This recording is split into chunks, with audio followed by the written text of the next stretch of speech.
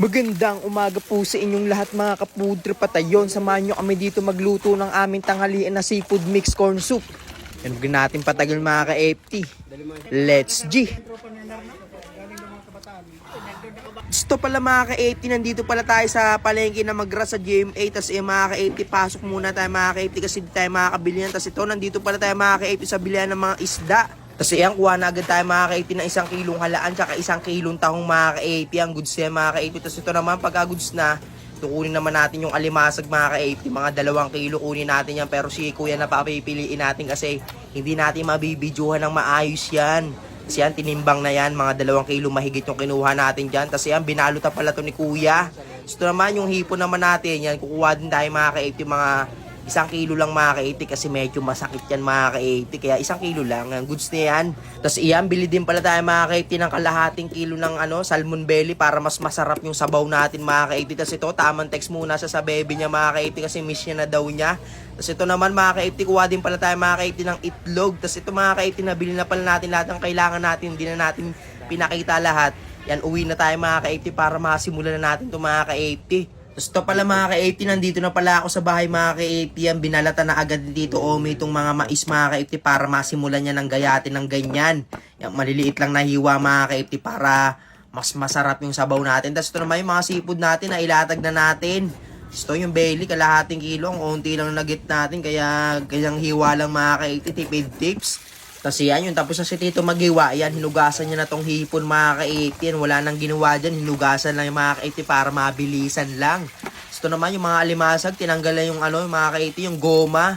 Yan, syempre, tatanggalin niya, alangan isama yan sa pagluto. Tapos ito naman, babad muna natin tong mais mga ka-80 sa tubig para poging-pogi yung mais natin pagka niluto natin mamaya. Tapos yan, gilid lang muna natin dyan. Tapos yan, balik tayo dito mga ka-80. Yan, tinatanggal lang ni Tito yung mga itlog ng alimasag para goods na goods mga ka-80. Pwede pang mabuhay yung mga itlog ng alimasag dyan sa imbornal.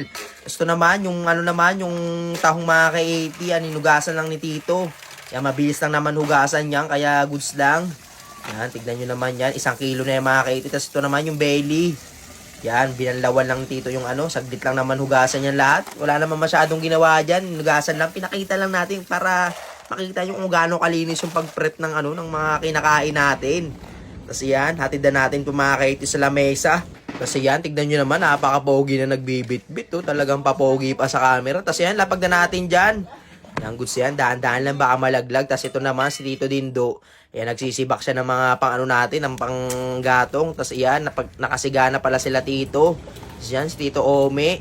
Yan, dalawahan. Talagang malupitang bitbitan yan mga ka-80. Tapos yan, rekta balat na agad ng luya mga ka-80. Tapos yan, hiwa lang ng sibuyas. Yan, ganyang hiwa lang. Alam nyo na yung mga ka-80. Bahala na kayo. Tapos yan, ganyang hiwa lang naman din sa luya. Yan, pino lang para daman-dama talaga sa sabaw. Tapos yan, sila Tito, tamang waiting na. Kasi gutom na yan. Tapos ito naman, yung bawang, inihiwa na ni Tito. Talagang naiinip na sila Tito. Tapos yan, sinalpak na yung tulyase na pagkalaki-laki. Tapos yan, lagi agad ng gear oil mga ka-80. Yan, malinis-linis pa naman yung gear oil natin. Kaya goods pa yan. Tapos yan, halo-halo lang. Pagka okay, nagisa lang ng luya. Tapos yan, follow up ng sibuyas bawang. Yan, nainip na si Tito. Kaya halo-halo na. Mekos-mekos na yan. Tapos yan, pagka goods na, lagay na natin tong alimasag mga ka-80. Yan, dahan-dahan lang sa paglagay kasi wala lang, trip lang ni Tito na dahan-dahan lang eh. Kasi yan, halo-halo lang mga ka-80 hanggang sa mahalo siya lahat mga ka-80. Bahala na kayo pagka follow up na ng mais na mga hiniwa-hiwa. Yan, mabilis lang naman magluto ng corn soup mga ka-80, ng seafood mix corn soup. Tapos yan, habang nag-aano si Tito Ome, dito naman sa kabila si Kuya Chong habang kumakain ng tinapay. Yan, nag-aano na siya ng itlog mga ka-80, babatihin ni Kuya Chong yan. Tapos yan, halo-halo lang dito tayo sa kabila. Yan, sobra na yan insan. Tapos yan, kuha tayo ng tubig mga ka-80 kasi sasabawan natin yan mga ka-80. Yan, mag-aabang lang tayo ng tubig. Kasi yan, kinuha na ni Kuya Chong. Yan, goods na yan. Tapos pagka okay na, lagyan na itong halaan tsaka yung tahong. Yan, goods na yan. Tapos ito naman, dito naman tayo. Yan, anuhin naman natin tong itlog mga ka-80. Batihin natin to mga ka-80 kasi ito lang yung kaya natin gawin. De, joke lang. Baka sabihin nyo na naman, wala na naman akong kayang gawin dito. Tapos yan, halo-halo lang. Tapos yan, follow up ng salmon. Kasi yan, sinabay na rin tong hipon mga ka-80. Tignan nyo naman, lintik naman yan eh. Pagka naubos mo naman yan ay talagang guhit sa iyong batok yan ay. Tas ito sila tito talagang takam na. Pero kalma lang kayo, mga high blood kayo. Relax lang kayo. Tas ito naman si Kuya Chong, nagano lang ng North Shrimp.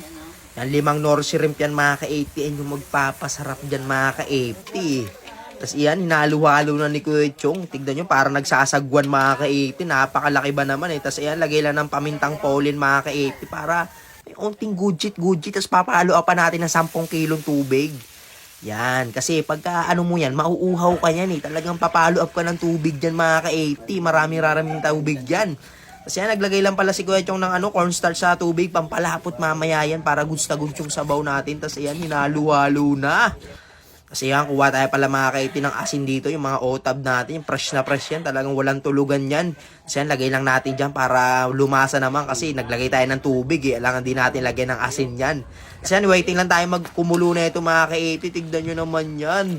Wala ka pa masyadong nilalagay dyan, alam mo na kung gaano kasarap yan yung sabaw yan. Tapos yan, lagay lang ng gatas, joke lang, cornstarch yan mga ka-80. Yan, papalaputin lang natin tong sabaw na to para talagang crab and corn soup talaga yan, parang ano yan, basta yan na yan, alam nyo na yan.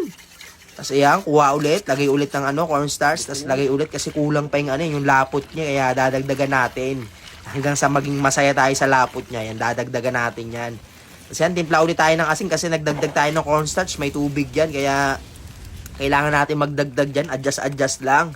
Tapos ayan na, tingnan nyo naman yan. Tapos ito, lagyan na natin yung itlog natin na binate.